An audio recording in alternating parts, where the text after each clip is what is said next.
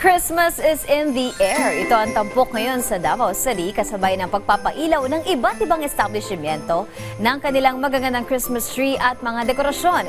Si JC Aliponga ng PTV Davao sa report. Opisyal nang pinailawan ng isang mall sa Ikulan, Davao City ang kanilang 35th Christmas tree na may temang Holiday in the City. Makikita dito ang malaking pulang ribbon na pinalibutan ng kumikislap na mga Christmas lights, berries at Christmas balls na kulay asul, pula at ginto. Sa tuktok naman, nagniningnig ang isang malaking star na simbolo ng pag-asa at liwanag para sa lahat. Hindi lang main tree makikita ang holiday magic dahil sa expansion wing ng mall, tampok ang isa pang centerpiece na binubuo ng Christmas tree, golden reindeers at higanting pulang sleigh. Dagdag kasiyahan rin ang isang Santa Claus mascot na kinagiliwan ng mga bata. Ayon sa mall management, ang dekorasyon ay paalala sa tunay na diwa ng Pasko, ang paghahatid ng ligaya, pag-asa at pagmamahala ng bawat pamilya. Is more focusing on the ribbon, just like unwrapping a gift.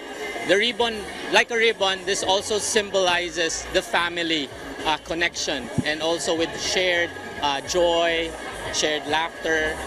Samantala, isang luxury hotel naman sa Lanang, Davao City ang nagsimula na rin ng kanilang Christmas celebration sa pamamagitan ng pag-ilaw ng 15th Christmas tree.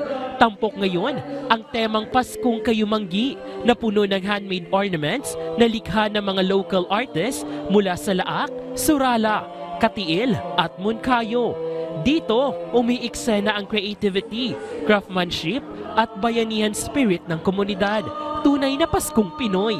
Mas naging makulay ang selebrasyon sa pagganap ng mga cultural dancers na nagbibigay ng masiglang festive vibes sa programa.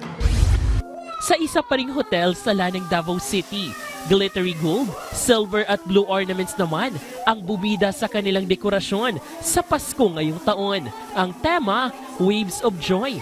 Highlight dito ang 15-feet giant Christmas tree na pinalamutian ng starfish, seahorse at seashells na simbolo ng seaside charm ng lugar. Namumukod tangi rin ang silver star sa tuktok ng puno habang napapalibutan ang hotel ng malalaking coral reef designs at blue fabric curtains na tila mga alon ng dagat. Paalala ito ng kagandahan ng baybayin at saya ng Pasko habang pinagbubuklod ang mga tao sa pagmamahalan at pagdiriwang. Share that in these trying times that we are facing right now, it means a lot to anchor yourself and anchor our community to the traditions and to the comfort of waterfront because JC Aliponga para sa Pangbansang TV sa Bagong Pilipinas.